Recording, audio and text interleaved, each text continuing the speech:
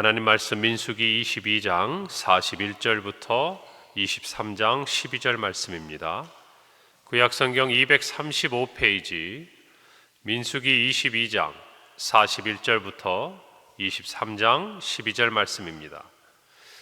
제가 봉독하고 마지막 절 합독하겠습니다. 아침에 발락이 발람과 함께하고 그를 인도하여 바알의 산당에 오르매 발람이 거기서 이스라엘 백성의 진 끝까지 보니라. 발람이 발락에게 이르되 나를 위하여 여기 제단 7을 쌓고 거기 수송아지 7마리와 순양 7마리를 준비하소서 하매 발락이 발람의 말대로 준비한 후에 발락과 발람이 제단에 수송아지와 순양을 드리니라. 발람이 발락에게 이르되 당신의 번제물 곁에 서소서. 나는 저리로 가리이다. 여호와께서 혹시 오셔서 나를 만나시리니 그가 내게 지시하시는 것은 다 당신에게 알리리다 하고 언덕길로 가니 하나님이 발람에게 임하시는지라. 발람이 아뢰되 내가 7제단을 쌓고 각 제단에 수송아지와 순양을 드렸나이다. 여호와께서 발람의 입에 말씀을 주시며 이르시되 발락에게 돌아가서 이렇게 말할지니라. 그가 발락에게로 돌아간즉 발락과 모압의 모든 고관이 번제물 곁에 함께 섰더라. 발람이 예언을 전하여 말하되 발락이 나를 아람에서 모압 왕의 동쪽 산에서 데려다가 이르기를 와서 나를 위하여 야곱을 저주하라. 와서 이스라엘을 꾸짖으라 하도다. 하나님이 저주하지 않으신 자를 내가 어찌 저주하며 여호와께서 꾸짖지 않으신 자를 내가 어찌 꾸짖으랴. 내가 바위 위에서 그들을 보며 작은 산에서 그들을 바라보니 이 백성은 홀로 살 것이라. 그를 여러 민족 중에 하나로 여기지 않으리로다.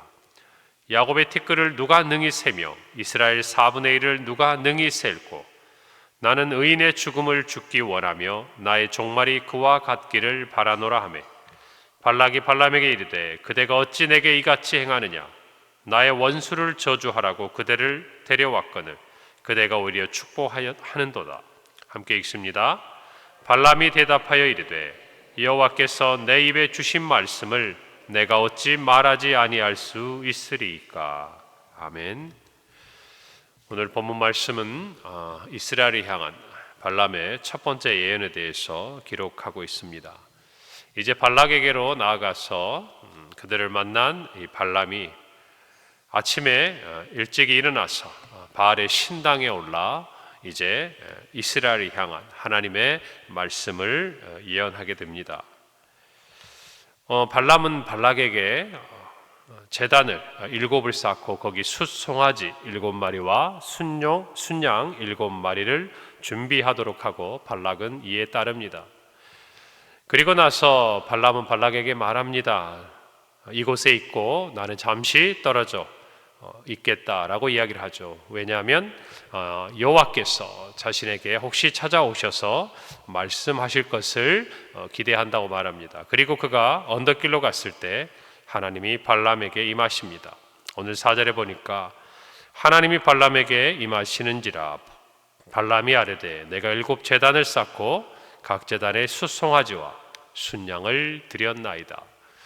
하나님이 이와 같은 제사를 요구하신 것은 아니죠. 당연히 이제 발람은 발락에게 자신이 그가 그동안 했던 어떤 제사의 행위대로 준비를 하게 하였고 또 이 발람은 하나님 앞에 나아갈 때 이렇게 말합니다. 하나님, 내가 7제단을 쌓았습니다. 그리고 각 제단에 수송아지와 순양을 드렸습니다. 우리가 이 말씀을 통해서 살펴보아야 할 것이 있습니다. 이미 나귀의 입을 통해서 또 여호와의 사자의 말을 통해서 발람은 하나님을 두려워하고 있습니다. 그러나 그는 한 가지를 알지 못하죠. 하나님 앞에 나아갈 때 하나님이 요구하시고 하나님이 기뻐하시는 그와 같은 모습으로 나아가고 발람은 제사를 드려야 하는데 그것을 알지 못하는 거예요. 그리고 더 나아가서 그가 하나님의 뜻을 어기고 자기의 욕심에 이끌려서 가는 길이었기 때문에 그는 하나님 앞에 어떻게 해서든지 자신이 무엇인가를 행하고 드리고 자신의 공로를 하나님 앞에 나타내기를 원했다는 것을 우리는 알 수 있습니다. 하나님을 만났을 때 그가 했던 말이죠. 제가 7제단을 쌓았습니다. 각 제단에 수송아지를 드렸습니다. 그리고 순양을 드렸습니다. 여러분, 이게 무슨 소용이 있습니까? 그가 하나님의 말씀을 어기고 함께 가지 말라고, 저주하지 말라고 하셨던 그 말씀을 정말 거스르고 모압 왕 발락이 그에게 다시 사람을 보내고 더 나은 보상을 약속했을 때 그는 흔들렸고, 그리고 나귀 입을 열어서 가르칠 때도 깨닫지 못했던 것을 저와 여러분은 알고 있습니다. 여러분, 우리가 정말 하나님 앞에 나아갈 때 가장 하나님이 기뻐하시고 원하는 게 무엇일까요? 그것은 우리가 이 땅에 있는 어떤 것들을 가지고 하나님 앞에 나아가는 것, 그것이 아닙니다. 하나님이 기뻐하시는 것이 무엇입니까? 사무엘상 15장 22절에 보면 아말렉과의 전투를 이기고 나서 하나님이 진멸하라는 그 말씀을 어긴 사울에게 사무엘이 하는 말이죠. 순양이 제사보다 낫고 듣는 것이 순양의 기름보다 낫다. 하나님께 순종하는 것이 당신이 아무리 전쟁에서 취한 좋은 양들을 하나님께 제사를 드린 것보다 낫다는 것이죠. 그리고 하나님의 말씀을 청종하는 것, 듣고 순종하는 것이 순양의 기름을 하나님께 드린 것보다 낫다는 것이에요. 사랑하는 성도 여러분, 이 땅의 모든 것을 하나님이 창조하시지 않았습니까? 이 땅의 모든 것이 주의 것이고 심지어 저와 여러분마저도 하나님의 것이 아닙니까? 우리가 무엇을 드려서 하나님을 기쁘게 하겠습니까? 우리가 드리는 그 어떤 것을 하나님이 기뻐하신다면 단 하나, 하나님이 원하시고 하나님이 말씀하신 대로 순종함으로 드렸을 때 그것이 하나님의 기쁨이 되는 것 아니겠습니까? 오늘 저와 여러분이 하나님의 말씀에 순종하지 않고 그 다른 어떤 행위로 하나님을 기쁘시게 하려고 하는 것은 죄의 유혹이고 속삭임이에요. 하나님의 말씀은 순종하라는 것이죠. 하나님의 말씀대로 따르라는 것입니다. 그것이 하나님께 드리는 가장 좋은 제사예요. 7 제단을 쌓고 7 수송아지와 7 순양을 드리는 그 어떤 행위보다 하나님의 말씀에 순종하는 것이 하나님을 기쁘시게 하는 것임을 저와 여러분이 기억하기를 바랍니다. 그리고 우리의 삶에서 하나님의 말씀을 들었다면 순종하세요. 이런 분들이 계세요. 목사님, 저는 연약해요. 저는 꼭 이래요. 제가 고집이 세요. 그래서 어쩌잔 말이에요. 그래서 어쩌잔 말이에요. 우리의 모습이 어떠하든지 여러분, 우리는 하나님의 말씀에 순종해야 합니다. 그것이 저와 여러분의 모습이어야 해요. 전에 넘어졌으면 이번에는 그렇게 하지 않으려고 애를 써야 돼요. 전에 하나님 앞에 정말 우리가 순종하지 못했다면 이번에는 하나님의 말씀대로 순종하고자 하는 우리의 마음밭이 기경이 되어야 돼요. 그런데 그렇지 못한 우리의 모습이라면 우리가 무엇을 한들 하나님께서 그것을 기뻐하시겠냐, 그 말이죠. 오늘 저와 여러분이 하나님의 말씀에 순종하는 하나님의 자녀로 살아가기를 바랍니다. 하나님 이때에 영과 진리로 예배하는 자들을 찾으세요. 다시 말하면 하나님의 말씀과 성령 안에서 행하는 사람을 찾는다, 그 말이에요.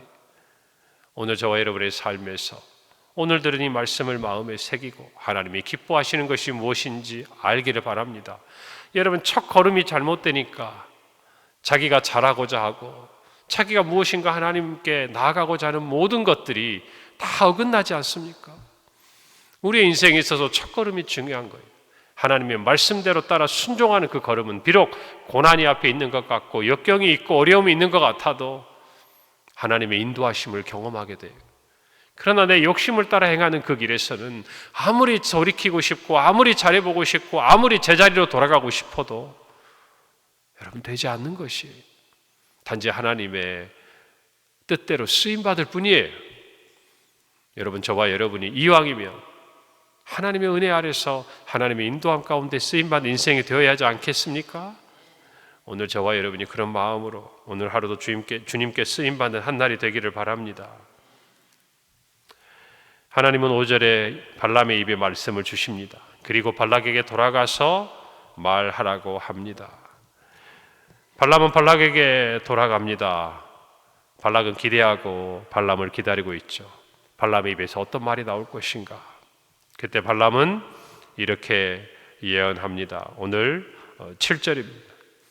발람이 애언을 전하며 말하되 발락이 나를 아람에서 모압 왕이 동쪽 산에서 데려다가 이르기를 와서 나를 위하여 야곱을 저주하라 와서 이스라엘을 꾸짖으라 하는도다. 하나님이 저주하지 않으신 자를 내가 어찌 저주하며 여호와께서 꾸짖지 않으신 자를 내가 어찌 꾸짖으랴. 여러분, 이것이 발람에게 있어서 요구되는 태도였죠. 내가가 아니에요. 여러분, 발락도 발람을 부를 때 이렇게 말합니다. 나를 위하여 야곱을 저주하라 와서 이스라엘을 꾸짖으라. 하나님 앞에 나아갈 때 주어가 우리가 되어서는 안 돼요. 내가 되어서는 안 된다 그 말입니다. 우리가 예배를 하고 또 예배를 드리고 어떤 우리의 삶의 모습을 행하든지 성도는 주어가 내가 아니라 하나님이어야 돼요. 오늘 8절에 발람이 말합니다. 하나님이 저주하지 않으신 자를 내가 어찌 저주하며 여호와께서 꾸짖지 않으신 자를 내가 어찌 꾸짖으랴. 이것이 성도의 자세예요. 우리에게 있어서 인생의 주어는 하나님이에요. 하나님이 꾸짖으라고 하시면 꾸짖는 것, 그리고 하나님께서 저주하시는 자를 향한 그 저주를 선포하는 것, 여러분, 그것이 하나님의 사람들의 삶이어야 하는 것이, 여러분, 이 땅을 향해서 우리는 우리의 뜻을 가지고 이야기하는 것이 아니에요. 하나님의 뜻이 무엇입니까? 예수 그리스도를 믿지 않는 자에게는 멸망이라는, 사망이라는 피할 수 없는 선언이 있다는 거예요. 저주예요. 심판이에요. 이것을 저와 여러분은 세상 가운데 외쳐야 하는 것이에요. 침묵하는 것이 아니에요. 그래서 저와 여러분이 태신자를 품고 그토록 그 한 영혼을 구하고자 하는 것이에요. 넓은 길로 가는 자들에게 좁은 길로 가야 한다고 말하는 것이에요. 그것이 주님의 말씀이에요. 그것이 저와 여러분이 해야 할 일이다 그 말입니다. 그것은 그들을 저주하기 위한 것도 꾸짖기 위한 것도 아니에요. 돌이켜 회개함으로 살리고자 하시는 하나님의 뜻을 저와 여러분이 선포하는 것이에요. 여러분, 늘 하나님과 우리 사이에 영적인 갈등이 생겨요. 왜 그렇습니까? 오늘 우리가 찬양을 불렀지만 주님의 뜻이 이루어지는 것이 아니라 내 뜻을 포기하지 못할 때 그 어려움이 생기는 거예요. 그래서 어떤 일이 생깁니까? 하나님의 뜻을 알고 싶어 하지 않아요. 알면 충돌하니까. 차라리 모르면 저와 여러분의 뜻대로 행하는데 전혀 거리낌이 없고 제약이 없으니까. 그런데 알게 되면 어떻게 돼요? 힘들어요. 내 의지가 있고 내 뜻이 있는데 하나님의 뜻을 알게 돼버렸어요. 그러니까 마음이 어려워지고, 그리고 신앙생활을 지나면서 알면서도 고치려고 하지 않아요. 바꾸려고 하지 않아요. 순종하려고 하지 않아요. 그래서 멀리해요. 하나님의 말씀을 가까이 하지 않아요. 기도를 하지 않아요. 왜냐하면 하나님의 말씀과 기도를 가까이 하는 하나님의 자녀는 하나님의 뜻을 분별할 수 있게 되기 때문이에요. 그러니 모르는 게 낫잖아요. 여러분, 그러나 이것은 하나님의 뜻이 아니에요. 하나님이 기뻐하시는 것이 아니에요. 저와 여러분은 하나님의 뜻을 알아야 해요. 그리고 그 하나님의 말씀대로 순종하고 따를 줄 알아야 돼요. 그것이 하나님이 기뻐하실 뿐만 아니라 우리의 영혼이 원하는 거예요. 여러분, 그것을 깨닫기를 바랍니다. 지금 이와 같은 예언을 하는 발람의 마음을 한번 생각해 보세요. 얼마나 힘들고 어렵고 복잡하겠습니까? 여러분, 그러나 구약시대에 우리가 아는 대로 엘리야 선지자처럼 3년 6개월 동안 아합 앞에서 비가 오지 않을 것이다 선포할 때에 그의 마음이 얼마나 담대하고 얼마나 세상을 향하여 정말 확신을 가지고 외칩니까? 여러분, 저와 여러분도 그와 같은 마음으로 하나님의 말씀을 알아야 돼요. 오늘 이 자리에서 우리가 함께 살펴본 이 말씀도 하나님의 분명한 말씀이 발람에게 임하니 그는 그 말씀을 거절할 수가 없었던 거예요. 피할 수가 없었던 거예요. 왜곡할 수가 없었던 거예요. 순종하지 않을 수가 없었던 거예요. 오늘 저와 여러분, 그와 같은 말씀을 가지고 우리의 삶의 첫 출발부터 주어가 우리가 아니라 하나님이 되기를 바랍니다. 이것이 하나님의 뜻인가? 하나님이 기뻐하시는가? 오늘 하루도 시작을 하면서 우리는 하나님이 기뻐하심을 알고 이 자리에 왔어요. 하루를 시작할 때 예배의 자리에 시작하는 것 은혜요. 하나님이 기뻐하시는 일이에요. 그랬다면 오늘 하루는 주어가 우리가 아니라 하나님이 되시도록 그렇게 살아야 하는 거예요. 그 자리에 가는 것이 하나님이 기뻐하시는가? 그 일을 하는 것이 하나님이 기뻐하시는가? 그 사람을 만나는 것을 하나님이 기뻐하시는가? 우리가 묻고 물을 때 하나님의 뜻을 깨달을 수 있고 순종할 수 있는 힘이 있는 것입니다. 여러분, 이 말씀을 한번 보세요. 발람이 저주한다고 그 저주가 이스라엘 백성에게 통하겠습니까? 하나님이 이미 복을 주신 백성인데요. 그런데 오늘 보세요. 하나님은요, 그 의미 없어 보이는 저주조차도 허락하지 않으세요. 얼마나 하나님의 백성을 사랑하시는 거예요.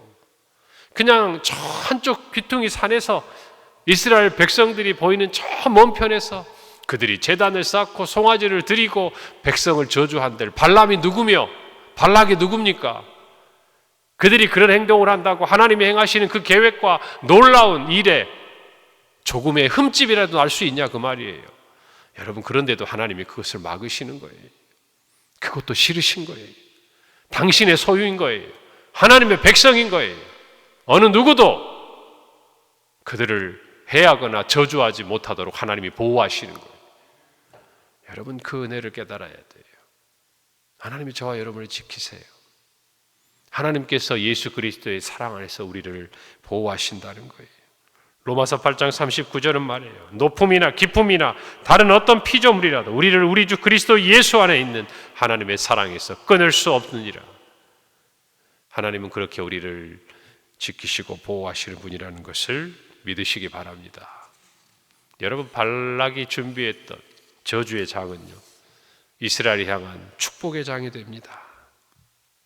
오늘 9절부터 보면 내가 바위 위에서 그들을 보며 작은 산에서 그들을 바라보니 이 백성은 홀로 살 것이라 그를 여러 민족 중에 하나로 여기지 않으리로다. 10절 야곱의 티끌을 누가 능히 세며 이스라엘 4분의 1을 누가 능히 셀고 나는 의인의 죽음을 죽기 원하며 나의 종말이 그와 같기를 바라노라. 이 말을 들은 발락이 깜짝 놀랍니다. 저주를 부탁했는데 축복을 하는 것이죠. 그 내용이 무엇이었습니까? 이 백성들은 홀로 살게 될 것이라 그 말이에요. 하나님이 보호하실 것이다 그 말이에요. 여러 민족 중에 하나가 아니라 하나님의 백성으로 하나님이 지키신다는 거예요. 여러분, 우리의 신앙도 마찬가지. 우리가 정말 하나님의 사랑을 깨닫게 될 때 어느 때입니까?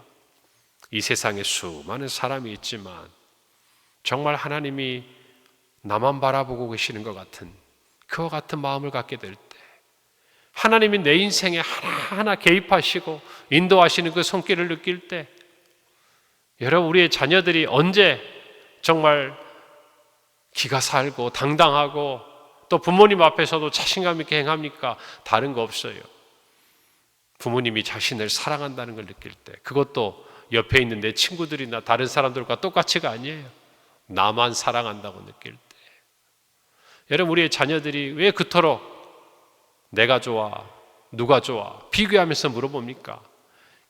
가장 좋다라는 그 말 듣고 싶은 거 아니에요? 그 말을 들었을 때 비로소 그 사랑이라는 것이 내가 다른 사람과 비교할 수 없는 사랑이라는 것을 자신이 깨닫기 때문 아닙니까?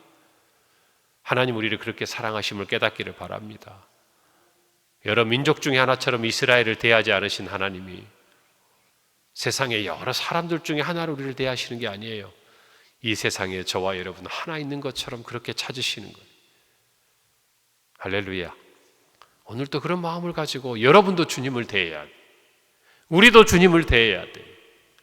그럴 때 하나님은 우리의 하나님이 되고 우리는 하나님의 자녀요 백성이 되는 줄 믿으시기를 바랍니다. 오늘 이 발락은 자신이 준비한 저주의 잔이 오히려 그 자리에서 발람이 하나님을 축복하는 그와 같은 단어로 변하는 것을 봅니다. 이와 같이 하나님은 역전의 하나님이세요. 아무리 우리를 해하려고 해도 하나님은 그 순간 그들의 의도가 다 준비되어서 이루어지는 것 같은 그 순간에 하나님은 하나님의 자녀들을 보호하시고 역전시키신 하나님이라는 걸 믿으시기 바랍니다. 십자가가 그래요. 원수는 예수 그리스도를 십자가에 못 박아 죽이고 자신의 승리를 선언했지만 하나님은 십자가 위에서 부활하시게 예수 그리스도를 부활하게 하심으로 우리에게 사망을 이기는 승리를 주신 분이에요. 우리 하나님은 그런 하나님이에요. 우리의 삶에 모든 것이 패배하고 잃어버린 것 같아도 하나님은 그 모든 것을 한순간에 뒤집어 엎고 하나님의 뜻을 이루시는 분임을 믿으시기를 바랍니다. 그 마음을 가지고 오늘 하루도 주님과 동행하시는 한 날이 되고 그 하나님을 붙들고 그 하나님의 말씀대로 순종하는 우리 성도들의 삶이 되시기를 바랍니다. 기도하겠습니다. 하나님 은혜를 감사합니다. 오늘 말씀을 듣습니다. 하나님 아버지 순종하게 하시고 하나님이 오늘 하루 우리 인생의 주어가 되시고 우리 평생의 주어가 되셔서 하나님의 뜻을 깨닫고 그 뜻대로 순종함으로 역전의 하나님, 우리의 모든 삶에 우리를 지키시고 사랑하시고 복주시는 그 하나님을 체험하는 우리 성도들이 되게 하옵소서. 예수님의 이름으로 기도합니다. 아멘.